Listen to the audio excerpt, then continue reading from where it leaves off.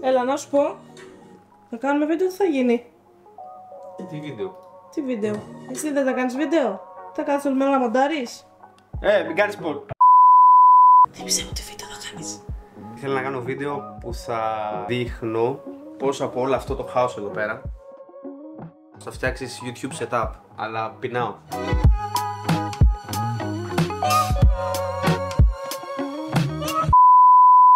Λοιπόν τώρα, το πρώτο πράγμα που κάνεις όταν θες να φτιάξεις ένα YouTube setup είναι να διαλέξεις τη γωνία. Για αρχή θέλω να βλέπω αυτό. Είναι το style μου. Ξέρεις τι, εδώ είναι χάλια. Εδώ χαλιά εννοώ ότι κρέμεται και μου σπάει τα νεύρα, κουνιέμαι και πηγαίνει πέρα δόθε. Δεν κρύβεται κάπου μέσα. Άμα το βάλω στην τσέπη, θα πρέπει να βάλω καλωδιάκι. Βάλω το στο καπέλο, κάπου το είδα σε κάποιο βιντεάκι, μ' άρεσε, λέω ωραία, δεν το πουλάμε για κινηματογραφικό, οπότε μια χαρά. Πρέπει να διαλέξουμε τη γωνία. Η γωνία μάλλον θα είναι αυτή. Για πήγαινε λίγο χαμηλά στο ύψος μου, κύριε Ζούμαρε, ευθύεσαι. Ωραία, κάπως έτσι θα είναι αυτό. Τώρα, τι πρόβλημα υπάρχει? Στα περισσότερα setup έχει κάποιος ένα τραπέζι. Εντάξει, για να μπορείς να δείχνεις πράγματα, να κουμπάς, να βάζεις τον εξοπλισμό σου, να βάλεις τον υπολογιστή σου, μπορεί το laptop σου, κάτι τέτοιο. Τώρα, το μόνο τραπέζι που έχουμε διαθέσιμο είναι αυτό. Που δεν λέει να κάθεται το άλλο στον κόλλο του κάτω. Αν και το έκανα εγώ στο βιντεάκι που κάναμε με τη VHS, θα βάλω να παίζει πλάνο εδώ πέρα. Μετά είναι αυτό που δεν λέει γιατί έχουμε πάνω υπολογιστές και τέτοια, δεν θα τράβαμε για ένα βίντεο το φέρουμε εδώ πέρα. Να δείξω ποιο τραπέζι θα πάρουμε. Τατάν! Βγάζουμε τα σουπλά. Βγάζουμε τις καρεκλίτσες. Μπορεί η μία να έχει ένα γατί πάνω, δεν ξέρουμε. Όχι, δεν έχει. Συνήθως έρχεται και κάθεται εδώ πέρα. Και τώρα πώς θα περάσουμε όλο αυτό από εδώ. Τσέκα να δεις. Το αφήνεις στο πλάι. Ανοίξεις την πόρτα εδώ πέρα που είναι το μαγικό δωμάτιο. Γνωστό και ως αποθήκη. Βγαίνεις. Πας έτσι να αγκαλιάσεις το κάσωμα και μετά βγαίνεις προς τα πίσω. Και εδώ έρχεσαι έτσι, περνάς τα πόδια από εδώ, ξαναπερνάς από εδώ και κάνεις το ίδιο με την πόρτα του δωματίου τώρα, εκεί που είναι η ρεγκίνα και με τραβάει. Έρχεσαι έτσι, και το φέρνεις εδώ πέρα. Αυτό το τραπεζάκι θα το πάμε στην άκρη, να μην το βλέπουμε. Βάζω αυτή να γράφει backstage. Αυτό είναι για το vlog. Τώρα θα το βάλω link στην περιγραφή το vlog ή θα το βάλω καρτελάκι εδώ πάνω γιατί θα βγει πρώτο το vlog λογικά. Το βάζουμε εδώ. Πρέπει να διαλέξουμε σε ποια καρέκλα θα καθόμαστε. Η μία επιλογή είναι να κάτσεις στην καρέκλα του υπολογιστή. Δεν με τρελαίνει σαν ιδέα γενικά η καρέκλα του υπολογιστή γιατί σου κρύβει όλο το background. Ενώ εμείς αυτό που θέλουμε είναι μια καρέκλα που κανονικά δεν είναι αυτή η χρήση της. Θα πάρουμε αυτές τις καρέκλες που έχουμε backup. Τις είχα παλιά στην κουζίνα και θα τη βάλουμε εδώ. Για πήγαινα να τραβήξει από μπροστά λίγο. Η γωνία θα είναι κάπως έτσι. Εντάξει. Το θέμα είναι τώρα, θα κάνουμε δύο setup. Το ένα setup θα είναι πιο οικονομικό και το άλλο setup θα είναι λίγο πιο ακριβό ανάλογα το budget σας και ανάλογα τις ανάγκες σας. Γιατί μπορεί κάποιος να μην θέλει και να επενδύσει σε όλο αυτό. Ξεκινάμε από το οικονομικό. Για αρχή πρέπει να κλείσουμε τα φώτα. Τράβαμε να κλείνουν τα φώτα. Αυτά είναι τα φώτα. Γενικά προσπαθούμε να μην έχουμε πάρα πολύ φως που να μπαίνει μέσα και να μην μπορούμε να το ελέγξουμε. Γιατί άμα ξεκινήσουμε να γράφουμε το βίντεο τώρα και το τελειώσουμε σε μια ώρα, θα έχει αλλάξει το φως και θα βλέπει σιγά σιγά το βίντεο ή να σκοτεινιάζει ή να φωτίζει. Πάμε να φέρουμε τώρα το main φως. Αυτό εδώ είναι ένα light stand. Το βάλουμε εδώ πέρα, θα το ανοίξουμε στο ύψος που θέλουμε και θα φέρουμε το φως μας. Μισό λεπτό, έρχομαι. Λοιπόν, ίσως να το έχετε ξαναδεί, αυτά εδώ πέρα τα φώτα είναι ουσιαστικά τρία μέρη. Είναι το ένα μέρος φωτιστικό μαζί με softbox ενσωματωμένο, το οποίο ανοίγει κάπως έτσι εδώ πέρα σαν ομπρέλα και απλά βιδώνεις μια λάμπα μέσα. Το καλό με αυτά είναι το ότι μπορείς να βάλεις ό,τι λάμπα θες. Δηλαδή, άμα έχεις μια καλή λάμπα Philips Hue, ας πούμε, ή κάτι τέτοιο που είναι και RGB, βάζεις αυτήν. Το βιδώνουμε εδώ πέρα στο τρυποδάκι. Τώρα, τιμές για όλα αυτά θα σας πω σε λίγο. Να πούμε μια και καλή τιμές. Κάπου έχω τη λάμπα, μισό πάνω από τη λάμπα. Αυτή εδώ είναι η λάμπα του. Παίρνει μια τέτοια λάμπα. Η συγκεκριμένη είναι daylight. Λέει ότι είναι 5.500 Kelvin, δεν είναι. Είναι λίγο πιο πράσινη, πιο mauve, κάτι τέτοιο. Τη βιδώνουμε κατευθείαν εδώ πέρα. Γενικά δεν βιδώνουμε πάρα πολύ δυνατά τα πράγματά μας γιατί θα σπάσουν άμα δεν είναι πολύ καλής ποιότητας. Και έχει αυτό το πραγματάκι που είναι σαν πανί λευκό και το πιάνεις γύρω γύρω.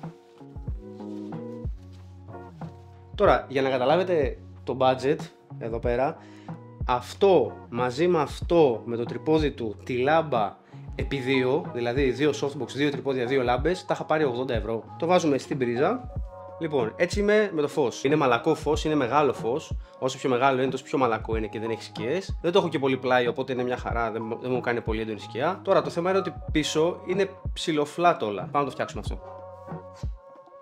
όπως είδατε, είχα μαγνητίσει πάνω στο γραφείο αυτό το φωτάκι. Αυτό είναι ένα LED tube το οποίο είναι full RGB. Μπορείς να το κάνεις ό,τι χρώμα θέλεις. Πολλά κανάλια στο YouTube έχουν το δικό τους theme, ας πούμε, και το δικό τους, τη δικιά τους παλέτα. Οπότε, ανάλογα με το χρώμα που θέλετε, το αλλάζετε. Τώρα θα το βάλω ένα πολύ ωραίο κοκκινάκι. Το καλό με αυτό είναι ότι είναι μαγνητικό. Και εμείς τι θέλουμε τώρα? Θέλουμε να το βάλουμε αυτό κάπου, να φωτίζει το φόντο ή να φωτίζει εμάς για να ξεκολλάμε λίγο από το φόντο, να μην είμαστε τόσο 2D, ας πούμε, τόσο flat. Λοιπόν, τώρα αυτό, άμα το βάλω εδώ πέρα, δεν θα φαίνεται καθόλου, γιατί αυτό το φως γεμίζει το χώρο εδώ πέρα και δεν φτάνει αυτό σε ένταση το softbox μας, εννοείται. Οπότε πρέπει κάπως να το φτιάξουμε αυτό. Αυτό εδώ το φέρουμε όσο πιο πλάι γίνεται.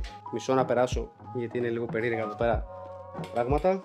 Θα το φέρουμε όσο πιο πλάι γίνεται για να μην πετάει τόσο πολύ φως εκεί πίσω. Δεν θα έρθει ποτέ κοντά το ένα με το άλλο, γιατί αυτό παρά είναι δυνατό και δυστυχώς η λάμπα αυτή ρυθμίζεται καθόλου. Ενώ αυτό, εντάξει, προσπαθεί, είναι με μπαταρία φως.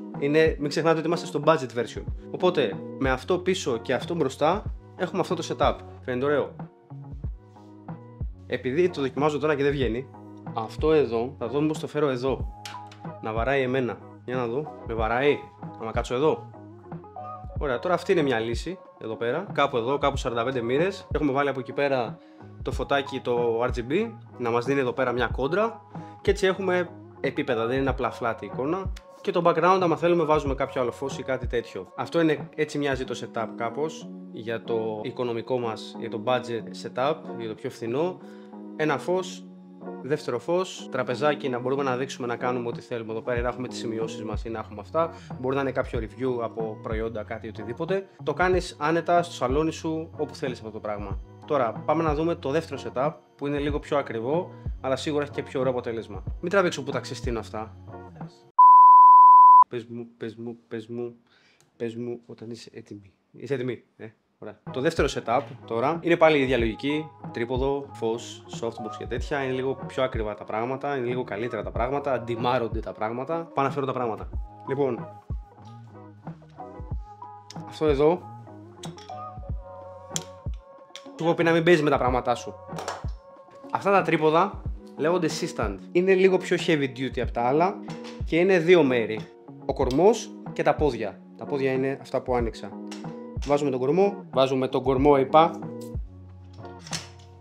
και δεν πάει πουθενά αυτό τώρα. Τα C-stand έχουν αυτά τα τρία ποδαράκια σε διαφορετικό ύψος. Εκεί που είναι το μεγάλο πόδι θα βάλουμε εμείς το βάρος μας, δηλαδή το softbox. Άρα πρέπει να το φέρουμε να είναι προς τα εδώ. Λοιπόν, αυτό το φωτάκι είναι το Amaran 200D, είναι LED. Έχει ένα LED μεγάλο, δεν είναι σαν τα λεντάκια που έχουν πάρα πολλά μικρά. Και θα το βάλουμε πάνω στο C-stand. Αυτά τα φώτα, για όσους δεν ξέρουν, λέγονται COB και είναι ξεχωριστό από το εξάρτημα που θα βάλεις μπροστά. Μπορεί να θες εσύ να βάλεις εξάρτημα να το κάνεις μαλακό, όπως θα βάλουμε εμείς ένα softbox. Μπορεί να θες όμως ένα εξάρτημα να το κάνεις σκληρό. Αυτό δεν αλλάζει το φως, αλλάζει μόνο το εξάρτημα. Αυτό είναι το τροφοδοτικό του. Το πολύ καλό με τα Amaran είναι ότι έχουν πολύ μεγάλο καλώδιο. Βολεύει πάρα πολύ αυτό, γιατί μπορεί να θες να το πας ψηλά το φως και να μην θες να βάλεις μπαλαντέζα πάνω από τα κεφάλια των αλωνών. Λοιπόν, πάω να φέρω το softbox. Softbox. Αυτό το πράγμα το κουμπώνεις μπροστά από το φως και σου μαλακώνει το φως. Τώρα, τι παίζει? Το δικό μου είναι λίγο μεγάλο, είναι λίγο άβολο το να το βάλουμε στο φως. Γι' αυτό που κάνω εγώ συνέχεια είναι ότι βγάζω το φως και κουμπώνω το φως στο softbox.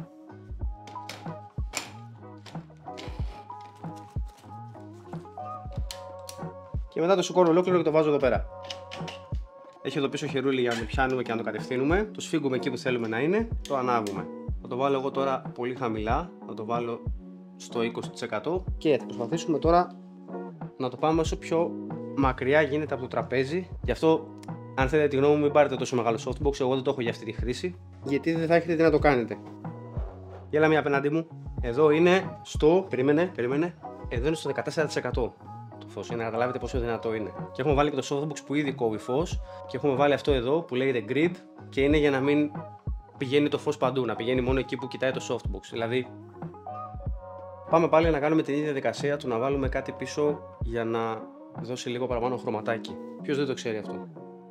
Δεν γίνεται να μην το ξέρεις. Aputure MC. Φωτίζει αρκετά. Πάρω το τρυποδάκι από το 360.